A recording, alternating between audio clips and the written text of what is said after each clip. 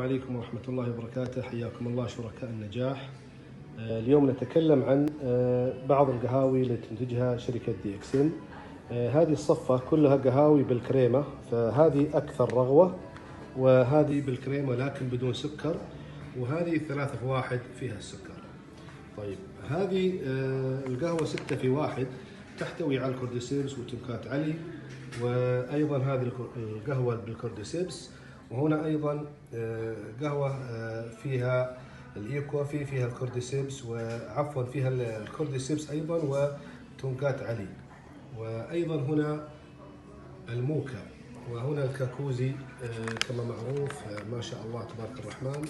وهنا أنواع القهوة السوداء 2 في 1، هذه بدون سكر، وهذه أقل سكر، فيها سكر ولكن نسبة قليلة، وهذه فيها سكر أكثر من البقية.